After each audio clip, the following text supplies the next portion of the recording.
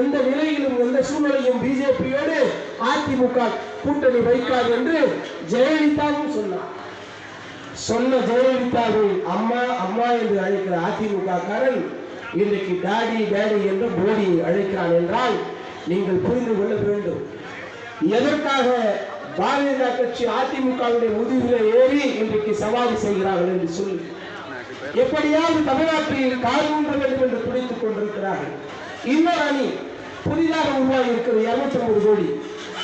தன்னுடைய 250 கோடி சம்பளத்தை விட்டுவிட்டு பல ஆயிரம் கோடி ரூபாய் வருமானத்தை விட்டுவிட்டு வீட்டை விட்டு வெளியே வராமல் வாரத்தில் சனி ஞாயிறு மட்டும் பிக்னிக் வர மாதிரி ஒரு டூர் வர மாதிரி ஒரு கூட்டத்தை நடத்தி அதில் 50 பேர் 60 பேரை சாகடிச்சுட்டு செப்பு போற ஒரு பக்கம் ஹாஸ்பிட்டல கிடக்கிறப்பே ஃபிளைட் ஏறி தன்னுடைய தோட்டத்து வீட்டுக்கு வந்துட்டு உள்ள பூந்தவர் 40 நாள் கழிச்சு காரியம் பண்றதுக்காக அதுக்கு கூட வெளியில வரல.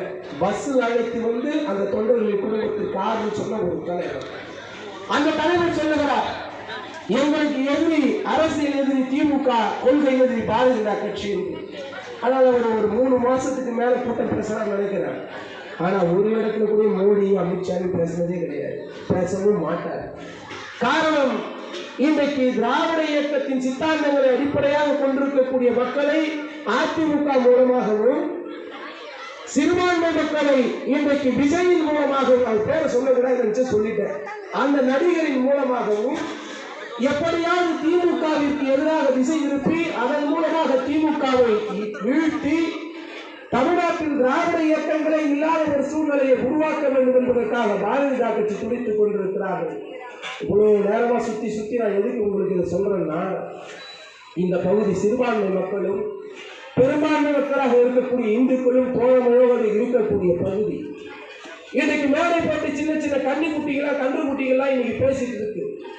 எஸ்.ஆர். ராஜா எப்படி தெரியுமா, அவர் என்ன பண்ணார் தெரியுமா? அந்த ரங்கநாதபுரத்தில் போய் பாருங்க, இன்னத்தை பார்க்கணும். ரங்கநாதபுரம் தாம்பரத்தில் இன்றைக்கு மிக செல்வ செழிப்போடு இருக்கக்கூடிய வர்த்தகர்கள் இருக்கக்கூடிய பகுதியாக இன்றைக்கு மாறிவிட்டது. இஸ்லாமிய மக்களும் இந்து மக்களும் இன்றைக்கு ஒற்றுமையோடு இருக்கக்கூடிய ஒரு பகுதி.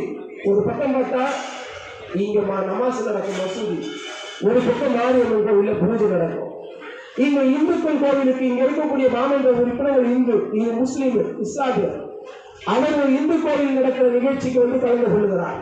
அதே போல இங்க இருக்கக்கூடிய எங்கள் இயக்கத்தை சார்ந்தவர்கள் இஸ்லாமியர்கள் நடத்துகிற ரமலான் நோன்பு நிகழ்ச்சியில் கலந்து கொள்ளுகிறோம்.